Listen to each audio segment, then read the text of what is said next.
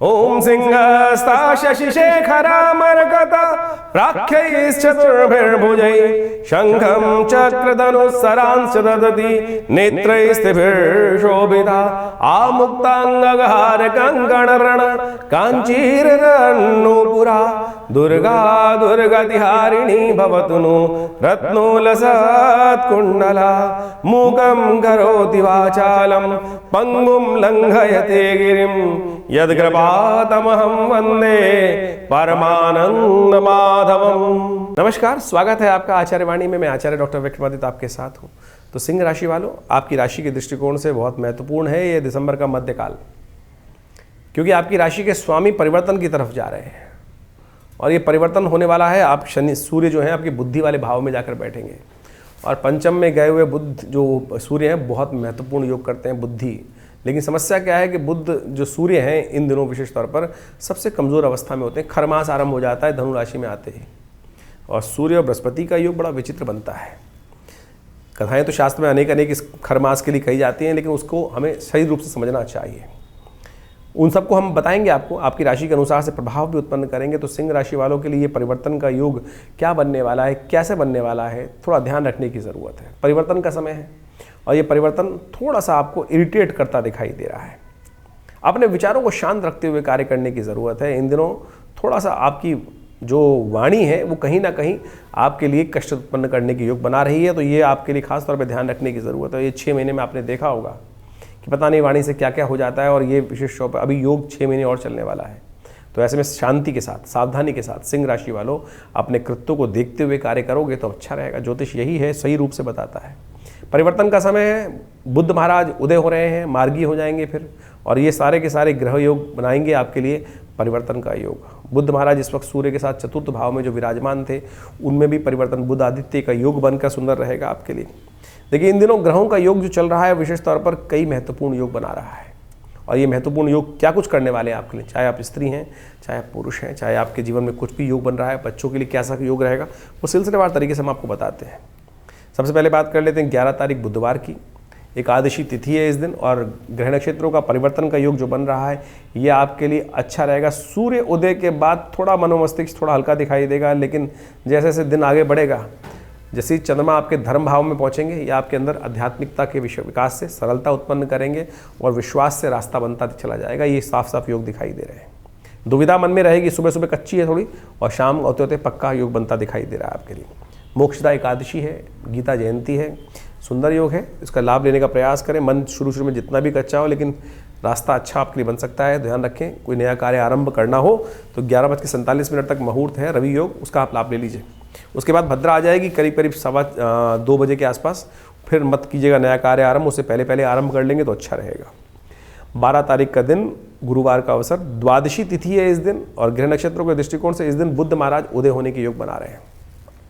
विश्व के दृष्टिकोण से ये कहीं ना कहीं उठापटक का योग बना सकता है, रुख बदल सकता है चीज़ों का। लेकिन आपकी राशि के दृष्टिकोण से यदि हम बात करें तो आपके लिए सुख का पदार्पण करने का, चीज़ों को मैनेज करने का रास्ता आपके लिए खुलता दिखाई देगा। ये परिवर्तन तो आपके लिए तो ओवरऑल अच्छा परिवर्तन दिखाई दे रहा है। धर्म में आस्था रखें, धर्म में कथाएं सुनने का मन, धर्म की तरफ इच्छा रखने का मन, और जहाँ कहा जाए धनात् धर्म तथा सुखम, जहाँ धर्म रहेगा सुख वहीं होगा, धन का उपयोग धर्म में होगा, तो बहुत सुंदर योग बनता है। इस बात का ध्यान रखना चाहिए। सर्वार्थ सिद्ध योग विद्यमान है जो सुबह 9:52 तक है, तो कोई नया कार्य आरंभ करना हो तो मुहूर्त कर सकते हैं। इस दिन व्यंजन द्वादशी है, अखंड द्वादशी है, भगवान विष्णु का स्तवन होना चाहिए। जिस प्रकार से अन्नकूट के दिन अनेक व्यंजन बनते हैं, इस दिन भी व्यंजन द्वादशी के दिन भगवान कृष्ण का, भगवान विष्णु का पूजन करते हुए अनेक व्यंजनों का भोग उन्हें लगाया जाता है। ये अनादिकाल से बहुत सुंदर मुहूर्त कहा जाता है, बहुत सुंदर उत्सव कहा जाता है। हमारी संस्कृति आनंदपूर्ण संस्कृति है और इसका हमें लाभ लेते हुए कार्य करना चाहिए। 13 तारीख का दिन शुक्रवार का अवसर, त्रयोदशी तिथि है इस दिन, और इस दिन विशेष तौर पर ग्रहों का योगा योग जो आपके लिए दिखाता है वो ऐसा योग बना रहा है जो आपके लिए बृहस्पति के साथ चंद्रमा आपके दशम भाव में विराजमान होकर आपको हर कार्य में जिसमें भी हाथ डालोगे उसमें सफलता, आपकी मेहनत के अनुरूप देने के रास्ते बना रहे हैं। सेवा का भाव हो, उन दिनों सेवा का भाव अपने आप रखेगा।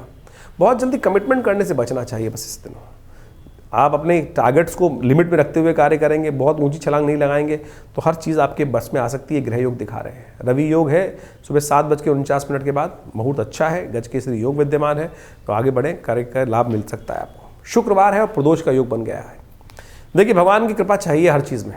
धर्म में आपका आस्था जाग रही है तो कोशिश करें। इस दिन शाम के समय कहा जाता है कि प्रदोष है, शुक्र प्रदोष है, ऐश्वर्य को देने वाला प्रदोष है, समृद्धि को देने वाला, धन संपदा को देने वाला प्रदोष है। तो इस दिन कहा जाता है कि शाम के समय सूर्यास्त के बाद भगवान शंकर का अभिषेक, उनका पूजन, ओम नमः शिवाय का जप जो लोग करते हैं, भगवान की कृपा विशेष रूप से बनती है। तो इस मुहूर्त को ध्यान रखना चाहिए। 14 तारीख का बात कर लेते हैं। शनिवार का अवसर है, चतुर्दशी तिथि है इस दिन।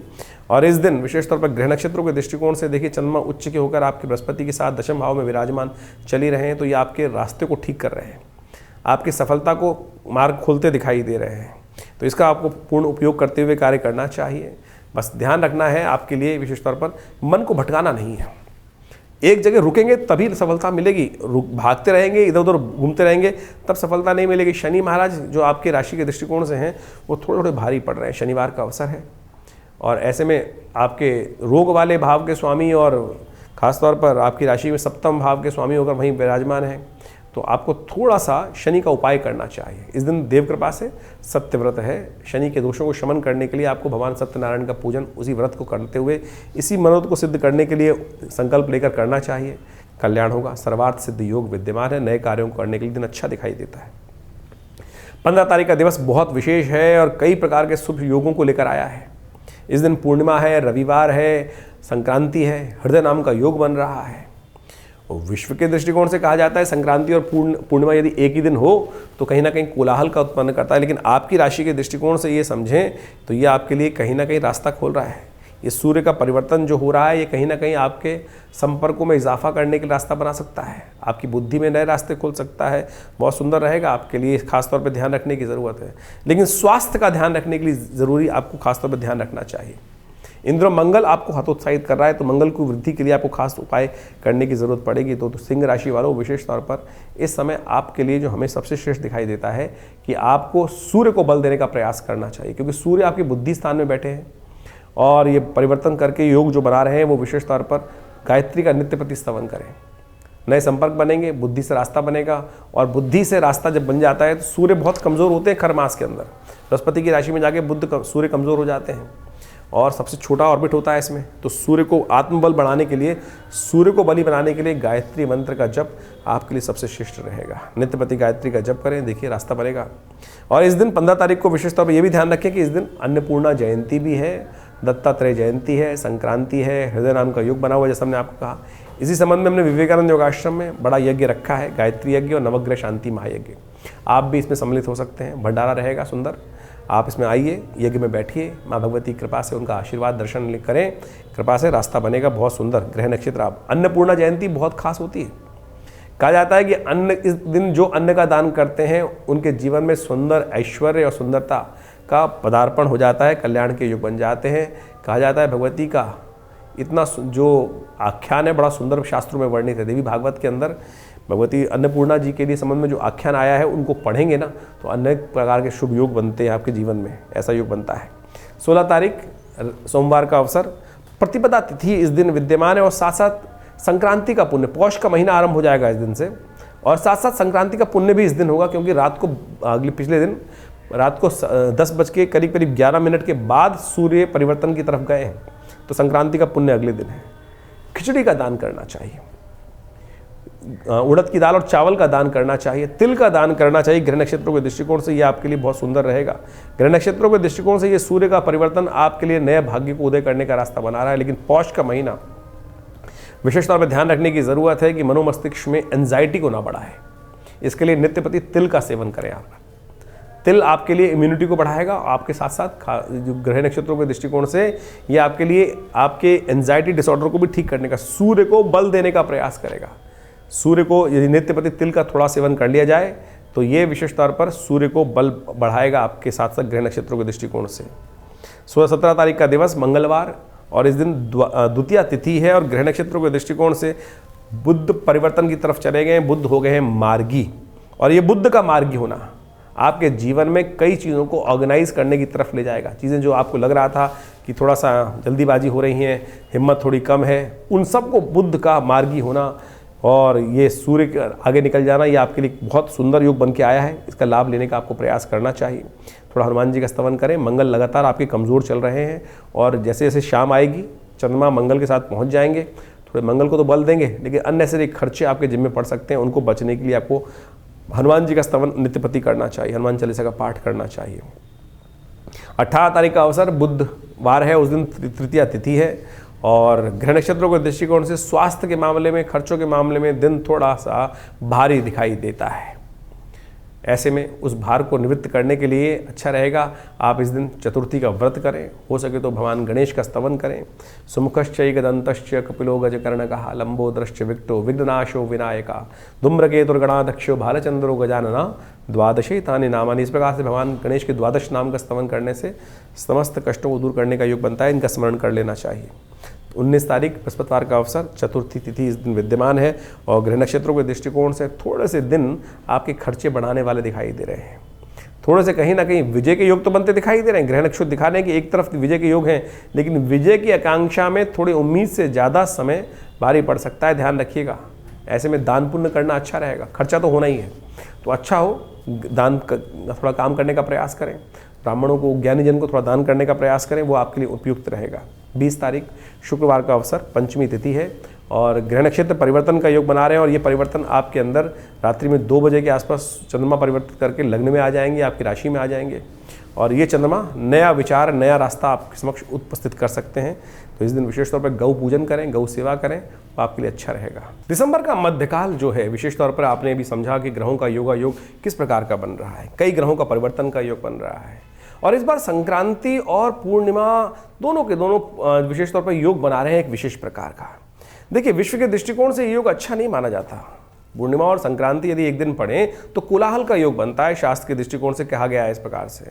और विश्व में आप देख ही रहे हैं किस प्रकार का योग बना हुआ है। साथ साथ इस बार जो वक्र गति से चलते हुए बुद्ध मार्गी हो रहे हैं, वो विशेष तौर का योग एक और बनाने का स्थिति उत्पन्न कर रहे हैं कि जो मार्केट, जो शेयर मार्केट इत्यादि में जो कार्य करते हैं, वो ध्यान रखने का कार्य करना चाहिए उनको कि मार्केट का रुख एकदम पलट सकता है, यानी एकदम कुछ ऊपर नीचे होने का योग बन सकता है। खासतौर पर आपको उसका ध्यान रखना चाहिए। इसके साथ साथ तेजी का रुख लगातार जो बनता दिखाई दे रहा है, शनि और शुक्र पर मंगल की दृष्टि जो पड़ रही है, वो विशेष तौर पर कहीं ना कहीं परिवर्तन का योग बहुत बना रही है। तेजी बाजार में रह सकती है और इस तेजी में रहते हुए जब ये परिवर्तन का योग बनेगा, विशेष तौर पर जो बुद्ध हैं वो मार्गी, जो वक्री मार्गी होने का योग बनाएंगे, वक्र गति से मार्गी की तरफ जाएंगे, तो ये खास तौर पर रुख पलट सकता है। तो ऐसे में ध्यान रखते हुए कार्य करने की जरूरत है। देखिए, समय को पहचानने की आवश्यकता है और ऐसे में पौष का महीना जो है वो विशेष तौर पर आरंभ हो ही रहा है दिसंबर के मध्यकाल के अंदर। तो पौष का महीना अपने आप में बहुत विशेष माना जाता है। कहा जाता है कि पौष का महीना जो है वो एक तरह से विशेष तौर पर छोटा पितृपक्ष माना जाता है। इस मास में विशेष तौर पर इस बार जो योग बन रहा है, खरमास भी साथ साथ आरंभ हो गया है।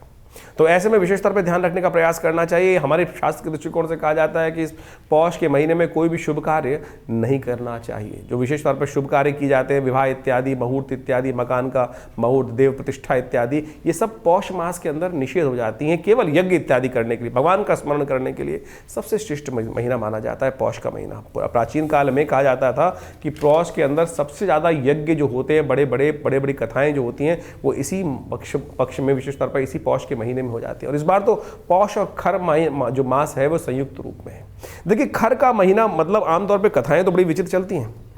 खर मास जो है विशेष तौर पे जब सूर्य जो है वो बृहस्पति की राशि में आ जाते हैं, 2 बार इस प्रकार का योग बनता है। एक तो 15 दिसंबर के आसपास से लेकर 13-14 जनवरी तक के बीच में जो मुहूर्त बनता है, जब मकर राशि में सूर्य प्रवेश कर जाते हैं। जो कथा चलती है तो बड़ी विचित्र है कि सूर्य के जो घोड़ों की जगह कुछ और, उनकी जगह जो पौराणिक कथाएं हैं, लेकिन उस पौराणिक कथा का अर्थ कुछ और निकलता है। वो विशेष तौर पर समझने का प्रयास करना चाहिए। खर का मतलब वहाँ पर केवल उस शाब्दिक रूप में ना लें कि उन्होंने अश्व की जगह कुछ और खर को वहाँ पे उसके साथ जोत दिया और अश्व थक गए थे। मूल कारण क्या है? हमारे यहाँ ग्रहों की बल देखा जाता है कि कौन से ग्रह का, बृहस्पति का, शुक्र का, इन तमाम सूर्य इत्यादि का बल कब है। यदि आप ऑर्बिट की तरफ से ध्यान दें तो क्या है, सूर्य जो है उस ऑर्बिट में चलते चलते सबसे शॉर्टेस्ट ऑर्बिट में चले जाते हैं और ये राशि जो धनु राशि में जब सूर्य प्रवेश करते हैं तो सबसे छोटा ऑर्बिट हो जाता है और इन दिनों क्या होती है, रातें बड़ी हो जाती हैं, दिन छोटे हो जाते हैं, यानी सूर्य का बल विशेष तौर पे कमजोर की कम स्थिति में आ जाता है। तो इसलिए कहा जाता है कि पुण्य बढ़ाने के लिए सूर्य किसके मालिक है? आत्मा के मालिक हैं। सूर्य कीर्ति के मालिक है, यश के मालिक है और विशेष तौर पर कई प्रकार के संबंध को बढ़ाते हैं। और इस संसार का जो औचित्य है वो सूर्य के कारण ही है। और सूर्य जब सबसे छोटे पेरिफेरल के अंदर आ जाते हैं तो बहुत कम देर के लिए दिखते हैं। तो इसीलिए कहा जाता है कि सूर्य का बल कमजोर है, इसीलिए शुभ कार्यों को करते वक्त आत्मा का जो उत्थान की तरफ योग बनता है वो कहीं ना कहीं थोड़ा कमजोर रहता है। तो इसलिए इन सब कार्यों के लिए इसमें रोक लगाने का प्रयास किया था। पौष महीने के अंदर बहुत सारे शुभ कार्य शास्त्र में वर्णित है। सूर्य की उपासना करने का हमें यथाउचित भाव से प्रयास करना चाहिए। नित्य प्रति सूर्य को जल देना चाहिए। सूर्य की रोशनी में थोड़ी देर बैठने का प्रयास करना चाहिए। उससे जीवन में सुख समृद्धि कीर्ति तो प्राप्त होती ही है, लेकिन साथ साथ व्यक्ति दीर्घायु भी बनता है। और आज मॉडर्न साइंस उसको बहुत अच्छे से प्रतिपादित करती दिखाई दे रही। जो भारतीय सिद्धांत आदि प्राचीन काल से विकसित है वो कहीं भी विज्ञान से परे नहीं है। विशेष तौर पर भगवान सूर्य की उपासना, रविवार का व्रत। देखिए होता क्या है कि सर्दियों के अंदर आमतौर पर बहुत ज़्यादा खाना खाया जाता है, तो थोड़ा सा आपके उधर को भी थोड़ी शांति प्राप्त होने का प्रयास करना चाहिए। तो हम उसको कोरिलेट करने का प्रयास कर रहे हैं। तो शास्त्र के दृष्टिकोण से जो पौष के महीने का ये विज्ञान बताया गया, इस बार तो पौष और खर मास दोनों एक साथ जो योग बना रहे हैं, तो कम से कम आपकी राशि के दृष्टिकोण से आपको कम से कम इस बात का भी ध्यान रखना चाहिए कि सूर्य को बल दें। तो आपकी राशि से सूर्य का जो संबंध है वो विशेष तौर पर हमने आपको बताया ही। तो आपको ध्यान रखते हुए क्या करना चाहिए, रविवार का उपवास रख सकें, घनीम सूर्य आदित्याय नमः इस मंत्र का जप कर सकते हैं। और विशेष तौर पर इस पौष के महीने में उनका एक विशेष नाम है भग, और उस स्वरूप में उनका पूजन करने से, ओम भगाय नमः इस मंत्र का जप करने से, ओम घृणी सूर्य आदित्याय नमः इस मंत्र का जप करने से समस्त प्रकार के कल्याण के योग बन जाते हैं। कहा जाता है कि इस महीने में पाचन क्रिया को ठीक करने के लिए सिद्धांत बनाया गया कि तिल का सेवन करें, और खासतौर पर खिचड़ी का भोग भी भगवान को भी लगाया जाता है, और खासतौर पर उसका सेवन भी करने का शास्त्र में नियम बताया गया है। उड़द की दाल और चावल का योग करते हुए, तिल का खासतौर पे उपयोग करते हुए यदि आप करेंगे तो क्या होगा, सर्दी भी कम लगेगी, इम्यूनिटी भी स्ट्रांग हो जाएगी, पाचन क्रिया ठीक रहेगी। तो इससे बहुत अद्भुत रूप से लाभ प्राप्ति के योग भी बन जाते हैं। खर मास में एक विशेष तौर पर देखिए सूर्य का संबंध खास खर मास में है, और कहा जाता है भगवान विष्णु की सुंदर आराधना करें, ओम नमो नारायणाय इस मंत्र का यथाउचित भाव से जप करें। तुलसी का पूजन करना समस्त प्रकार के कष्टों को दूर करने का योग बनाता है। तो खर मास में नित्य प्रति इस बात का ध्यान रखना चाहिए, शाम के समय भगवान भगवती का खासतौर पर ध्यान करते हुए उनके समक्ष एक दीपक प्रज्वलित करते हैं, उनकी एक प्रदक्षिणा लगा लें। ये विशेष उपाय कर लेने से कई प्रकार से कष्टों को निवारण करने का योग बन जाते हैं। ध्यान रखें खर मास में सूर्य कमजोर है, वाद विवाद में नहीं फंसना चाहिए, और तामसिक भोजन करने से प्रहार करना चाहिए। आमतौर पर हमारी जो संस्कृति है यहाँ पर तामसिकता है ही नहीं। विदेश में तो आमतौर पर हर जगह तामसिकता ही तामसिकता भरी पड़ी है। तो इसलिए इस बात का ध्यान रखते हुए कि सूर्य का बल कमजोर होने के कारण से इस महीने में, खर मास में और खासतौर पर पौष के महीने में जो कहा जाता है कि उसका ध्यान रखते हुए कार्य करना चाहिए। उसके बाद मकर संक्रांति आती है, नई शक्ति का संचार हो जाता है। तो आप इन सब चीज़ों को समझते हुए, यदि हमने जो पूरा विज्ञान आपके समक्ष उपस्थित किया, इस समझते हुए कार्य करेंगे तो देखिए बहुत अच्छा आपके लिए योग बनेंगे। बाकी हमने आपकी राशि के अनुसार से भविष्यफल तो बताया ही है, और ये कार्यक्रम हम आपके साथ लगातार रखते हैं। आपके प्रश्नों का समाधान देखिए, ज्योतिष के दृष्टिकोण से कई प्रकार से मतांतर से जो भविष्य फल बताने का तरीका है, आपकी राशि के दृष्टिकोण से भी, नाम के दृष्टिकोण से भी, न्यूमरोलॉजी के पॉइंट ऑफ व्यू से भी, आपके नाम के अक्षर भी बता सकते हैं कि आपका भाग्य कहीं ना कहीं, ये छोटे छोटे आयाम है ज्योतिष के अंदर, इन सबका बड़ा अच्छा योग है। लेकिन हम कई लोग केवल न्यूमरोलॉजी को ही पूरी ज्योतिष के रूप में उपस्थित कर देते हैं।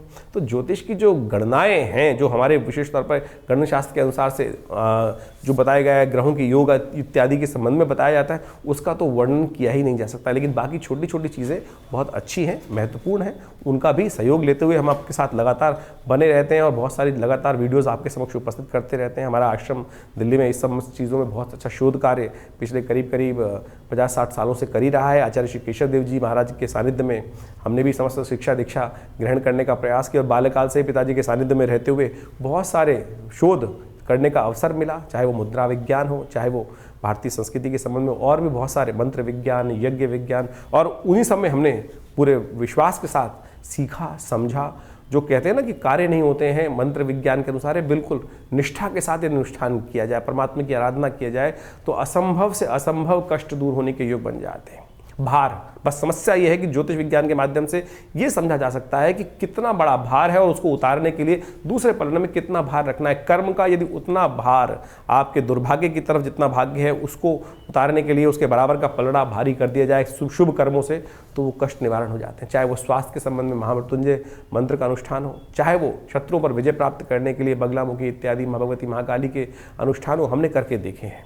और नित्य प्रति आश्रम पे जो 8 घंटे यज्ञ चलता है उसमें बहुत सारे लोग अपने अपनी मनोकामनाओं की सिद्धि के लिए समय समय पर आश्रम के साथ जुड़कर उन समस्त कार्यों में रहते ही हैं। आप भी हमारे इस विवेकानंद योगाश्रम में जुड़ सकते हैं। यहाँ पर बहुत सारे कार्यक्रम हम समय समय पर करते रहते हैं, चाहे वो रविवार का यज्ञ तो विशेष रहता ही है, उसमें जो यज्ञ में सब लोग आके बिना किसी खास तौर पे कोई हम लोग किसी भी कार्यक्रम में कोई शुल्क नहीं लेते हैं, चाहे वो नवरात्र के यज्ञ हों, चाहे वो विशेष तौर पर अभी गुप्त नवरात्रि का यज्ञ भी आएगा, चाहे वो सब सुंदरकांड इत्यादि के पाठ हों। आप स्वयं यदि बैठना चाहते हैं तो उसमें आके बिल्कुल बैठ सकते हैं। रविवार वाला यज्ञ बहुत विशेष होता है, मंगलवार वाला सुंदरकांड पाठ है, उसमें भी भंडारे की सुंदर व्यवस्था होती है। और हर रविवार को तो नवग्रह शांति महायज्ञ, गायत्री महायज्ञ का सुंदर कार्यक्रम रहता ही है, जो सुबह 8 बजे से लेकर 10 बजे तक चलता है। उसमें आप स्वयं भी उसमें भाग ले सकते हैं और भगवान की प्रतिष्ठा प्रसन्नता के लिए माँ भगवती दुर्गा का सुंदर दर्शन।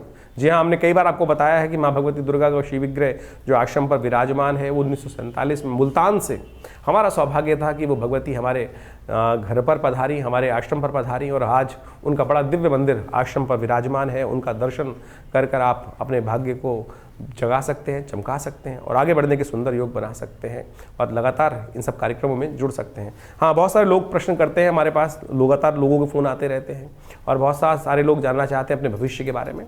तो उसके लिए आप हमारे नंबर्स पर व्हाट्सअप करिए, हम प्रयास करेंगे उन सब प्रश्नों का। देखिए, टाइम लग सकता है, बहुत सारे लोगों को बहुत जल्दी लेना होता है, बात करनी होती है, तो उसके लिए अपॉइंटमेंट्स भी ले सकते हैं, चिंता ना करें। लेकिन यदि आप कुछ भी जानना चाहते हैं तो व्हाट्सएप के माध्यम से आप अपने प्रश्नों को हमें भेजने का प्रयास करें। व्हाट्सएप के माध्यम से अवश्य हम उन प्रश्नों का निदान समय पर देने का प्रयास करेंगे।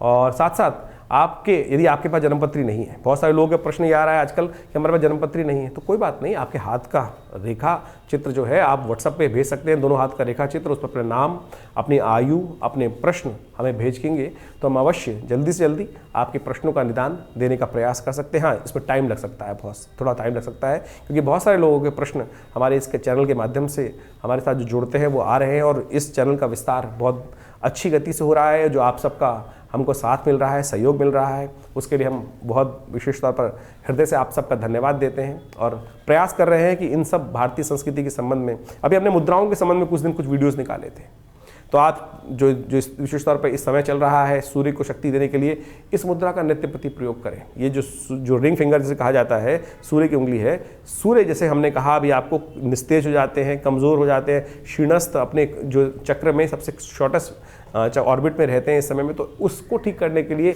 ये मुद्रा बहुत ज़बरदस्त ताकत देगी।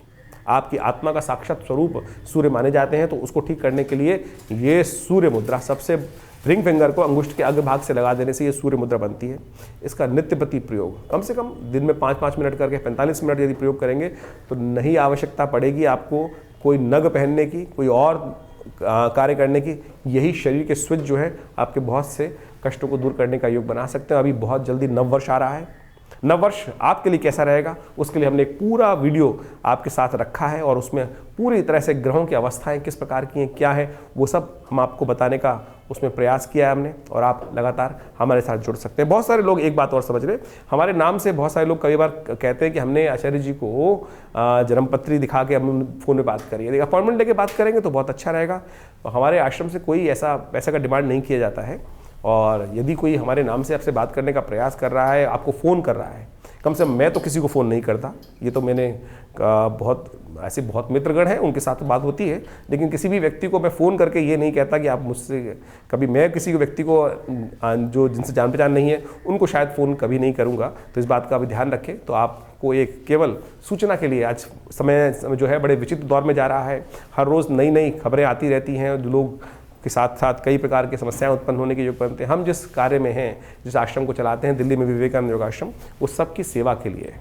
तो इस प्रकार के किसी भी जो आज गलत कार्य हो रहे हैं उनसे आपको बचने का प्रयास करना चाहिए। जन सेवा के लिए, जन सूचना के लिए हमने ये बात अंतिम में आपके पास रख दी है। आशा है आप समझेंगे और गलत लोगों से बचने का प्रयास करेंगे। धन्यवाद, नमस्कार।